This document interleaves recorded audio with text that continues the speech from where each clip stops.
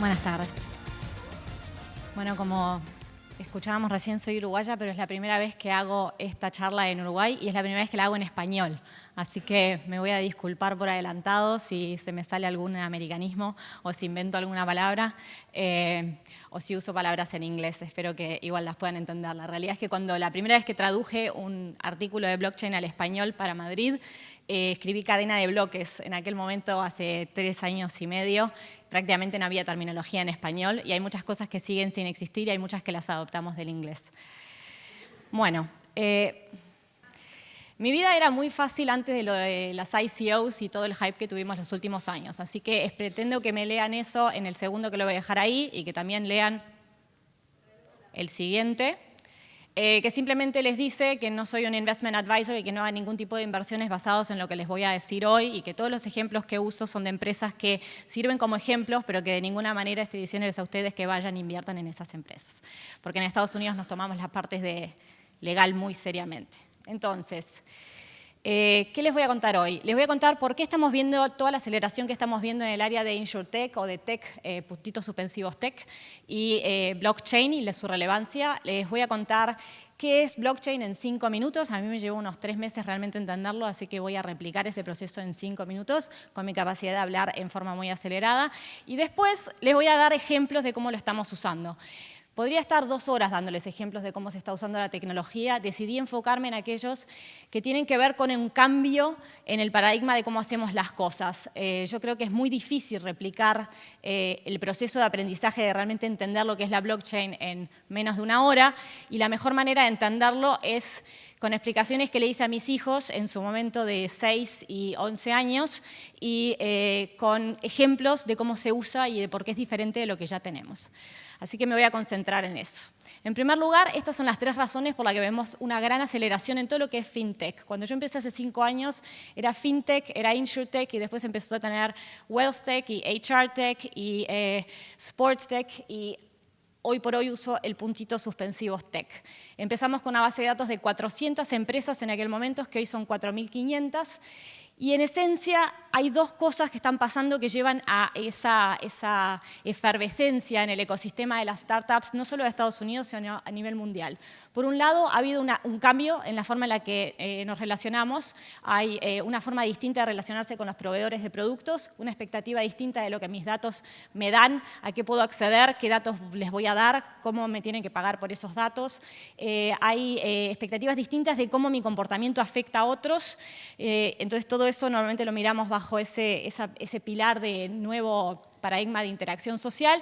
Y por otro lado, en el área del riesgo, porque yo me enfoco en el área del riesgo desde el punto de vista de servicios financieros en general, pero también en servicios de seguros en particular, hay un cambio en el tipo de riesgos, en las fuentes de riesgos. Tenemos nuevas fuentes de riesgos, las fuentes de riesgos están más interconectadas, hay un pasaje de riesgos globales a riesgos globales y un contagio que es más rápido, hay una aceleración. Y por otro lado, tenemos una mejor manera de medir todos esos riesgos. Nosotros acabamos de escuchar la presentación de IBM, en donde vemos todo lo que se está haciendo con enriquecimiento de datos y con tecnologías cognitivas como Watson. Eso que nos permite, entre otras cosas, nos permite entender el nivel de riesgo de un individuo, el nivel de riesgo que pasa por su comportamiento. Entonces, todo eso ha llevado a una gran efervescencia en el ecosistema de las startups y nosotros aislamos 7 conceptos que estas startups dicen que están mejorando, que van a hacer en forma diferente. La primera es el impacto. Tus datos, tu comportamiento tienen un impacto en el producto. Nuestro producto te refleja de mejor manera. Si compras este producto, la empresa va a hacer tales o cuales cosas en tu environment inmediato, es decir, en el ecosistema en el que estás. Por otro lado, se hace mucho énfasis en la personalización, se hace énfasis en que el producto se compra en menos de 3 minutos.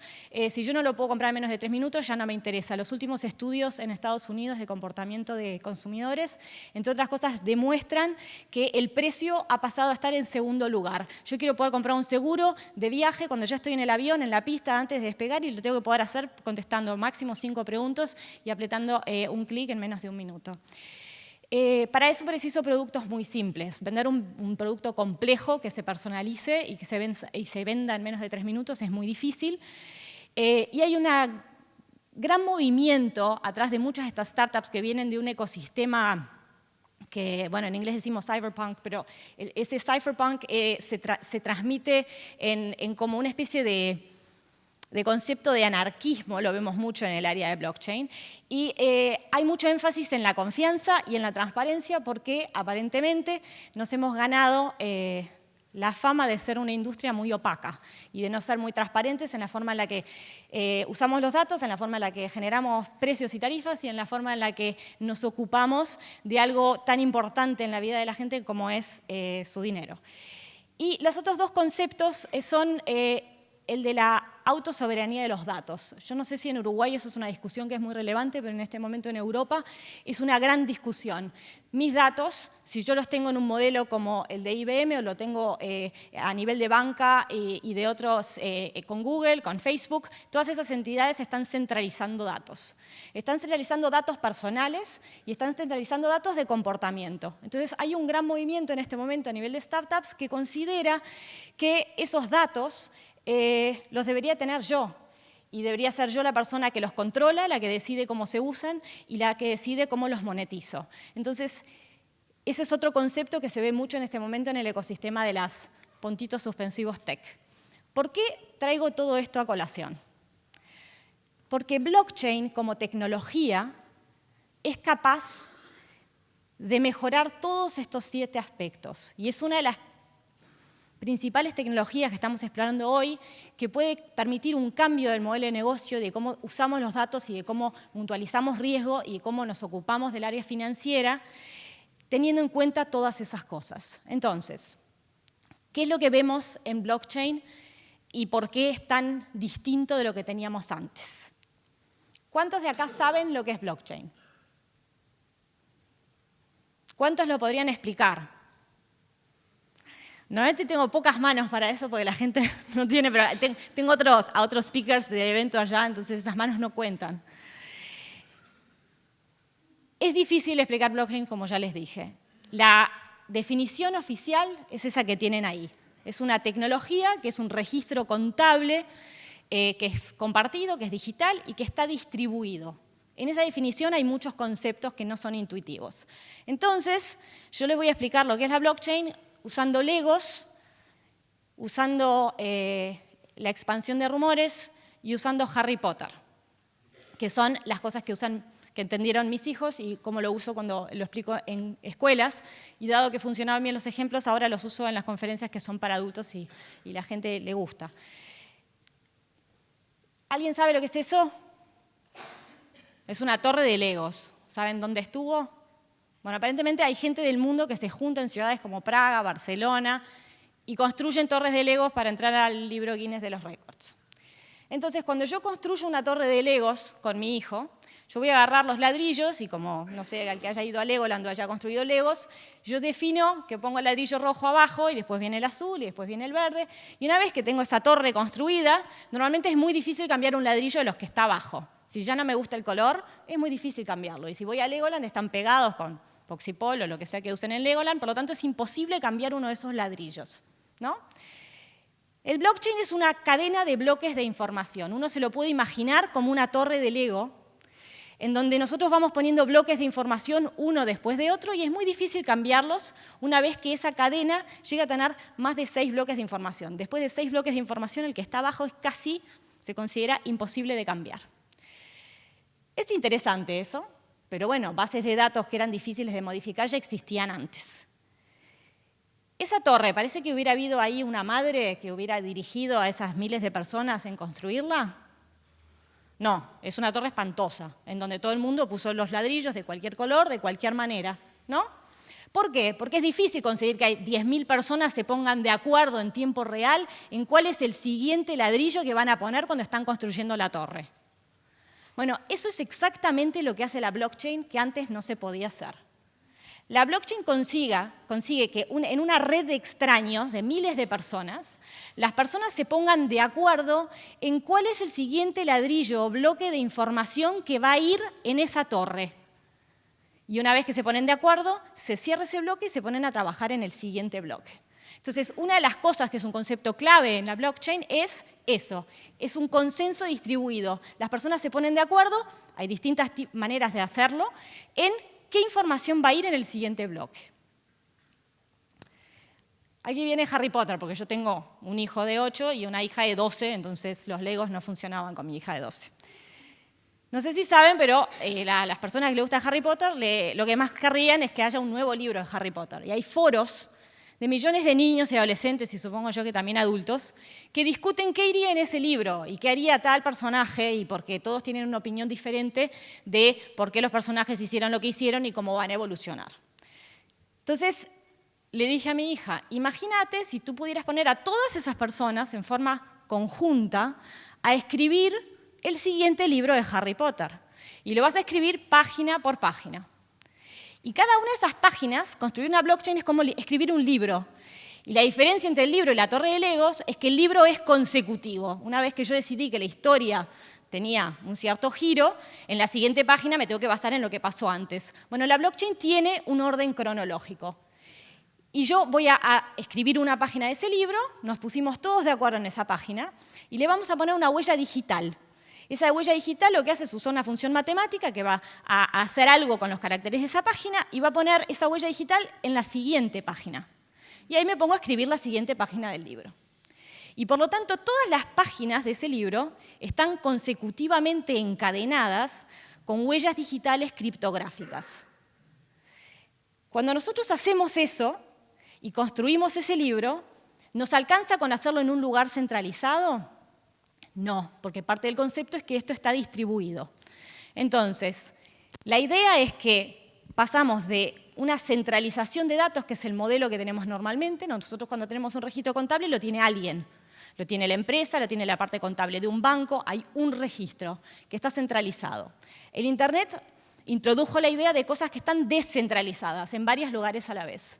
El concepto de la blockchain es que está distribuido, lo que significa que todos los actores de la red tienen la copia del registro.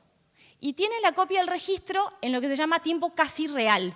En el momento en que yo cierro un bloque, necesito propagarlo. ¿Cómo lo hago? Con una cosa que se llama algoritmo, bueno, se llama gossip algorithm. En este caso lo tradujo, mi hija me dijo, no puedes decir chusmerío, así que por favor decía algo como expansión de rumores. Así que lo vamos a llamar una expansión de rumores. ¿Qué hago? Yo escribí esa página del libro y propago el libro, ¿no? Se lo digo a una persona, esa persona se lo dice a 3 personas, así propago el libro y en tiempo casi real todo el mundo tiene la nueva versión del libro con la nueva página. Se aprueba y se propaga.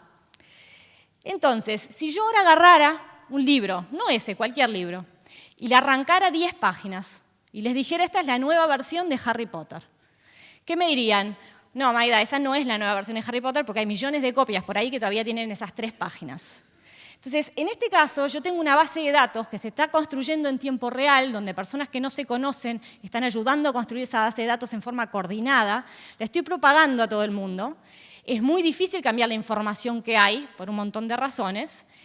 Y además, si yo quisiera hacerlo, lo tendría que hacer más rápido que se construyera el siguiente bloque o se escribiera la siguiente página del libro. Y lo tendría que hacer en todos los libros que están distribuidos, al mismo tiempo, incluyendo aquellos que están offline y sin que nadie se diera cuenta. Entonces, ¿eso qué nos lleva?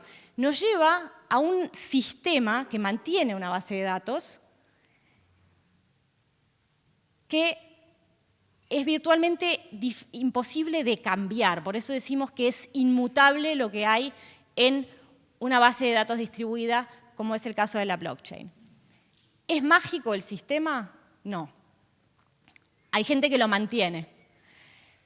Hay todo tipo de blockchains, y voy a entrar en eso en un segundo, pero la idea es que esa forma de generar consenso tiene un cierto diseño y cumple con ciertas características. Por ejemplo, que no se puedan juntar 10 personas y decidir lo que va a ir en el siguiente bloque y que eso no sea verdad, que no pueda haber lo que en inglés llamamos collusion, ¿no? Que gente decida modificar en forma negativa y usar en forma detrimental al resto del network la información que hay en la cadena. Entonces, estos mecanismos de consenso, que son muchos, Proof of Work es el más conocido porque es el de Bitcoin, pero hay muchos más, son sistemas que nos permiten en forma sistemática ponernos de acuerdo cuando no nos conocemos y tenemos que validar información.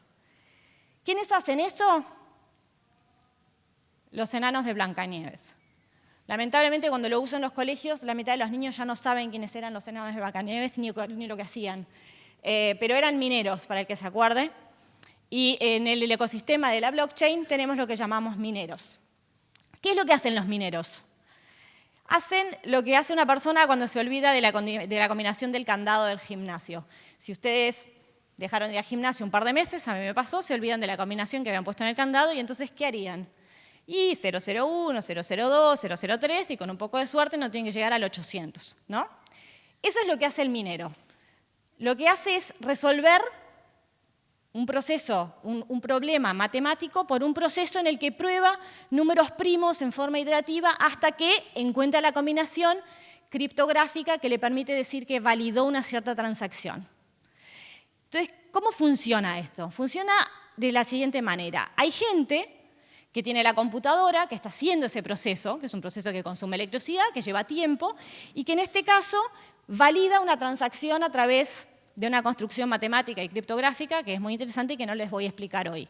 Entonces, esa validación le permite validar una transacción. El que lo hace más rápido es el que se va a llevar un premio, le van a pagar porque hizo el trabajo de validarlo. Pero al mismo tiempo hay muchas otras personas haciendo la validación. Entonces, el sistema se basa en el hecho de que muchas personas compiten por validar y eso hace muchas validaciones en forma paralela.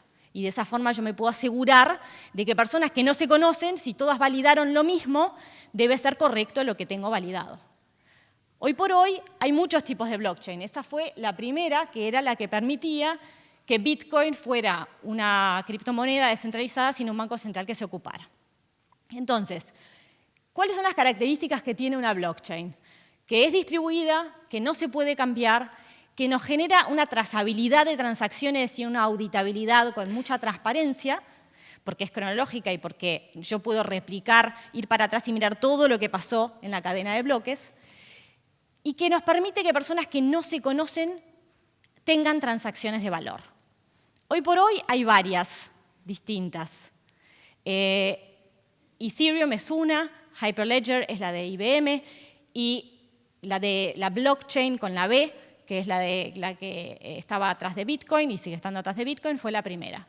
Pero hay millones en este momento de bases de datos distribuidas que dicen que son blockchains, con distintos tipos de consenso, con distintos tipos de diseño. Imagínense eso como si fuera el cimiento de una casa.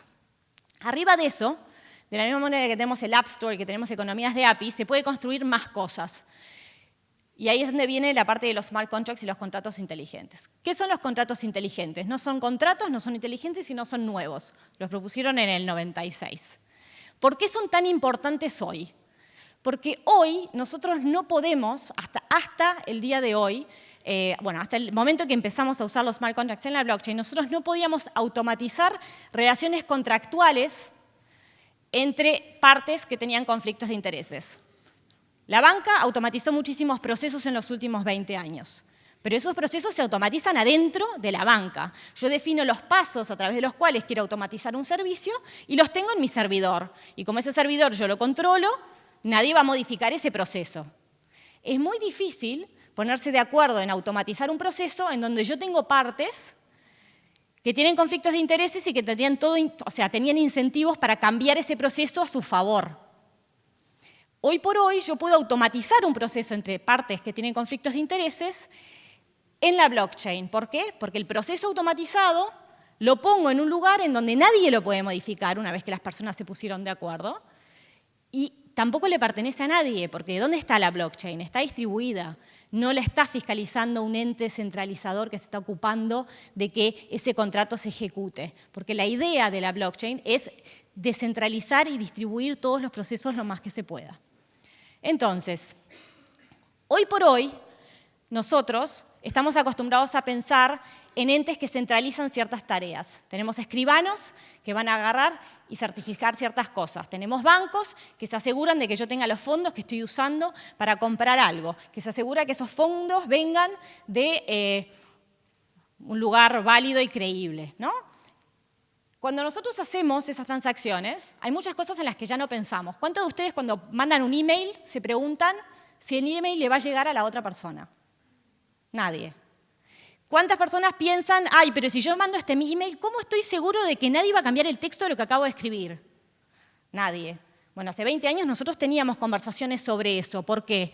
Porque los protocolos de seguridad que establecen que esa información va de mi mail al otro mail y que lleva en forma segura, no estaban establecidos. Entonces, para que una transacción sea válida, tiene que llegar al otro lado sin haber sido corrompida. Tiene que haber un registro que me diga esto es lo que sucedió con la transacción. Magdalena mandó esos fondos y por lo tanto no están más en su cuenta y ahora están en la cuenta de fulano. Y también me tienen que asegurar que lo que yo hice fue legítimo. Entonces, todas esas cosas hoy son papeles que hay instituciones que los cumplen. Los cumple un clearing, los cumple un banco, los cumple una aseguradora. Blockchain es la primera vez que genera un mecanismo en donde nosotros podemos hacer transacciones de valor. Inicialmente fueron bitcoins, pero hoy son muchos tipos de valor, sin que esté esa autoridad que tercerice o valide lo que está sucediendo. ¿Cómo usamos esto a nivel de banca y a nivel de seguros? Lo usamos en varias áreas. Cuando yo empecé a trabajar en esto, se me ocurrieron estas, y esto fue hace 3 años, y después hubo un boom. Intenté entender, bueno, dónde estamos trabajando según la cadena de valor, esto es un modelo que quiere trabajar con la industria, en contra de la industria, y esto fue hace 2 años. Ahora lo pienso en términos de qué es el modelo de negocio que se está aplicando. ¿Es nuevo o es viejo? Y de ahí viene el nombre de la presentación. Mucho de lo que nosotros vemos ahora está acá, en esta columna. ¿Por qué? Porque como lo vimos en el ejemplo de IBM, las empresas y los consorcios de empresas están trabajando en automatizar procesos entre lo que yo llamo partes que en un ecosistema semiconfiable. No son personas anónimas que no se conocen. Son competidores, son empresas que tienen conflictos de interés, pero todas se conocen y todas trabajan en un marco regulatorio que está establecido. Entonces, se están automatizando muchos de esos procesos en donde yo tengo al escribano, como veíamos ahora en el ejemplo de IBM, tengo al escribano, tengo al banco, tengo al cliente, tengo los registros de propiedad y todo eso va a un mismo registro en donde todos colaboran. En vez de cada uno tener un registro centralizado y tener que sincronizarlos, trabajan en un ecosistema. Eso es lo que llamamos la parte de sincronización y automatización de ecosistemas de valor. A mí lo que más me interesa es eso, porque eso es el futuro. Eso es lo que va a pasar cuando se desarrollen un montón de cosas en el mediano plazo, como si fueran las cañerías, tenemos los cimientos, ahora estamos trabajando en la parte de cañerías y electricidad, que van a cambiar la forma en la que se hacen transacciones de valor. Entonces, los ejemplos que voy a hacer hoy se van a concentrar en eso. La parte de sincronización y automatización, les voy a dar un ejemplo, que es el primer ejemplo de seguros que hubo en blockchain, para que entiendan cómo funciona en un ejemplo muy simple que todo el mundo puede entender. Después me voy a concentrar en qué implica eso en la forma en la que manejamos los datos y analizamos los datos y hacemos uso de datos, y cómo eso va a llevar a desintermediación de muchos procesos en el área financiera. Entonces, primero les voy a contar lo de los contratos inteligentes en el área de finanzas y después me voy a enfocar en la parte de soluciones de procedencia o trazabilidad, identidad y propiedad en la blockchain, que es un tema del que se habla poco, para después decirles cómo eso va a generar el Uber en las transacciones en el área financiera y de riesgo. Entonces, ¿quiénes escucharon este ejemplo alguna vez? Es el primer ejemplo de seguros, es un seguro de vuelo que se atrasa, yo cada tanto lo compro porque vivo en un avión, y lo que hago es que a una aseguradora compro una póliza en menos de 1 minuto simplemente diciéndole el número de mi vuelo. Y si mi vuelo se atrasa más de 45 minutos, a mí me pagan entre $250 y $1.500 dependiendo de cuál es el vuelo y en qué momento lo compro. No me preguntan si estoy en el vuelo. No me piden un record locator para asegurarse que yo voy a estar en el vuelo. Entonces, técnicamente es como si yo hiciera una apuesta contra American Airlines de que ese vuelo va a llegar en hora o no va a llegar en hora, ¿no? ¿Por qué es interesante este producto?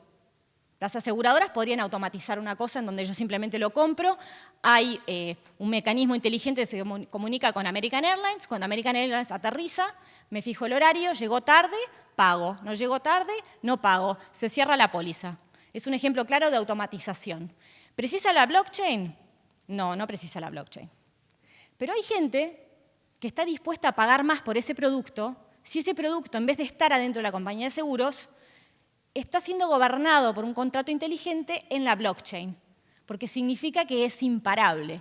Significa que en el momento en que mi vuelo aterrice y se genere la información, que en blockchain todo tiene que tener un nuevo nombre, entonces en vez de llamarlo fuente de información lo llamamos oráculo, en el momento que el oráculo me dice el vuelo llegó 9:12 y no llegó a las 8:30, el contrato inteligente hace un cálculo y lo paga y nadie lo puede parar. Eso tiene varias implicaciones en términos de riesgo. Por ejemplo, que yo no puedo cambiar el contrato, pero puedo ir a la base de datos de American Airlines y cambiar los horarios de la llegada de los vuelos y hacer que estos contratos me paguen. Técnicamente podría hacerlo. Entonces, hay una transferencia del riesgo, ¿no? Porque ahora hay un nuevo lugar en donde está el riesgo de que esa información no sea correcta. No está más en la blockchain, porque la blockchain no la puedo cambiar, es segura, es todo lo que me gusta. Pero afuera de la blockchain hay un montón de información que en el momento en que ingresa a la blockchain, si eso no es una validación bien hecha, se generan estos riesgos. Entonces, los smart contracts lo que tienen es un trigger. Tienen una fuente de información que va a generar algo que ejecuta ese contract en un paso o en 10 pasos. Se pueden hacer tan complejos como uno quiere. Pero todo ese mecanismo no es de nadie. Está en la base de datos distribuida. Cuando yo empecé a pensar en cómo se hacen, a entender cómo circulan los bitcoins, una de las cosas que hace el sistema para que yo no pueda, por ejemplo, pagar con una misma moneda, con un mismo billete, usarlo 3 veces, es que yo sé exactamente ese bitcoin cuándo se genera, porque tiene un número, y hacia dónde fue, y cuándo me llegó y cuándo yo lo gasté. Es lo que llamamos soluciones de trazabilidad o de procedencia. Cuando yo se lo explico a niños, hago un papelito, anoto el número, y es como si yo, cada persona que usa un billete después que sale del Banco Central, le agregara sus iniciales.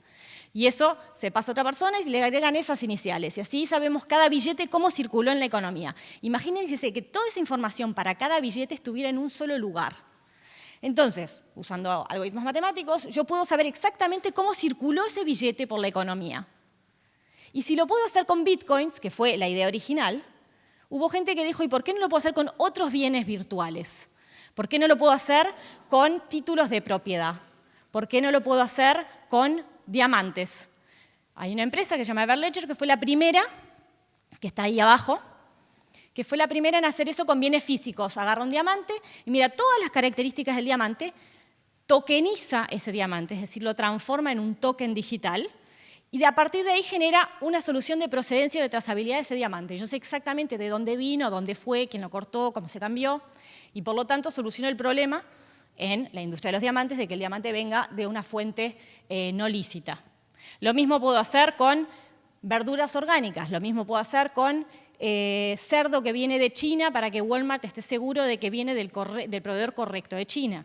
Lo mismo puedo hacer con arte, con joyas, con canciones, con propiedad intelectual. Entonces, lo que inicialmente nos ayudaba a que el Bitcoin se generara de tal manera que yo no lo podía gastar muchas veces, hoy genera un montón de soluciones que van desde los bienes digitales, que son nativos digitales, a bienes reales y bienes físicos.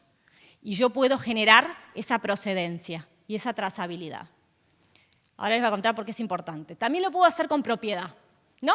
Si yo tengo un registro de propiedad de apartamentos, de título de propiedad de terrenos, en Illinois en este momento se está haciendo con terrenos, Delaware lo está haciendo con sus corporaciones, hay algunas iniciativas para hacerlo con las acciones, hubo un gran escándalo hace 2 años de las acciones de la empresa Dole, porque había muchísimas más acciones de las que se habían generado, porque la forma en la que esas acciones se mantienen en el sistema es una forma complicada, muy intermediada, y hubo un gran escándalo por eso. Entonces, el poder agarrar e ingresar propiedad a la blockchain, entre otras cosas, nos permite que esa propiedad después sabemos exactamente de quién es y dónde está y a dónde va. Y por último, hubo gente que dijo, bueno, podemos hacer todo eso, pero también lo podríamos hacer con nuestros datos médicos, con nuestro ADN, con DNABits es una empresa de Israel que hace eso. En vez de tener una billetera de Bitcoin, tengo una billetera con mi ADN y con mi código genético. Y entonces la gente dijo, bueno, y en verdad también lo puedo hacer con comportamiento y personalidad, ¿no? Entonces, puedo agarrar y hacer soluciones de identidad que estén distribuidas en la blockchain. Y esos son algunos ejemplos de los, no, miles no son, pero casi 100 ejemplos de soluciones de identidad que hay en este momento, algunas de las cuales tengo en mi teléfono. ¿Qué son estas soluciones de identidad? Son soluciones en donde yo antes no podía ser custodio de mis datos. ¿Por qué? Porque para acceder a un crédito o para hacer cualquier otra cosa, yo tenía el incentivo de corromper esos datos. Por lo tanto, mis datos me los tenía que cuidar otro. Ahora, una vez que alguien validó que yo soy yo y que la fuente de datos es válida y legítima, yo puedo estar a cargo de mis datos porque pueden estar en mi identidad digital en mi teléfono. Entonces, en vez de tener una billetera de Bitcoin, tengo una billetera con mis datos. Y esos datos pueden ser los que vienen de mi Fitbit, pueden ser los que vienen de mi interacción con un banco, pueden ser muchos tipos de datos, porque hay muchas facetas de mi personalidad. Entonces, todas estas empresas están trabajando en soluciones en donde yo tengo eso, yo tengo la posibilidad de, a través de ciertas interacciones que hoy por hoy pasan en el mundo real, validar datos con validantes que se consideran confiables, como Bank of America o como la Intendencia, y esos datos ingresan a algo que es portátil. Entonces, si un banco dijo, sí, ella es Magdalena y se merece un crédito y paga a tiempo, ese dato deja de tener valor en forma centralizada en el momento que ingresa a mi solución portátil. ¿Por qué? Porque yo puedo ir a otro lado y ellos no tienen que volver a hacer todo el proceso de entender quién soy, ni se lo tienen que comprar al clearing de informes, porque está en mi solución, que es portátil. ¿Por qué? Porque por primera vez puedo ser custodio de mis datos porque yo no los puedo corromper, porque están en una base de datos que es inmutable. Entonces, ¿qué consecuencia tiene esto? Entre otras cosas, tiene la consecuencia de que nosotros podemos construir productos que usan más datos que antes y podemos construir productos que automatizan ciertos procesos. Por ejemplo, estas empresas trabajan en seguros todas. Son startups que están armando seguros peer-to-peer. ¿Por qué son relevantes los seguros peer-to-peer? Porque para las aseguradas son dolor de cabeza porque no hay asegurador. Son personas, como si fuéramos todos nosotros, que ponemos todos $100 adentro de un bucket y lo ponemos acá arriba y si a alguien le pasa algo vamos a ir a agarrar esa plata. Es la forma en la que se hacía el seguro hace 300 años. Solo que ahora yo lo puedo hacer en una red de gente que no se conoce. Y en una red en donde la información de la confiabilidad de esa gente puede venir de muchas fuentes a través de esas soluciones de identidad y de trazabilidad que tenemos en el sistema. Por ejemplo, Eigang lo hace combinando los datos de las baterías y de los teléfonos, combinando inteligencia artificial y combinando soluciones de identidad. InsurePal tiene otro sistema en donde dice la gente tiene capital social. Si yo sé cómo se comportan y hay amigos que están dispuestos a decir tal persona maneja bien, capaz que tendría que pagar menos en su seguro de auto. Y están usando capital social para generar una identidad de interacción social y usar eso en cómo generan su producto financiero. Estas empresas están haciendo mercados predictivos. ¿Qué es lo que hacen? Agarran y dejan que la gente apueste sobre todo tipo de cosas. Fueron más exactas en Brexit, en Trump y en Macron.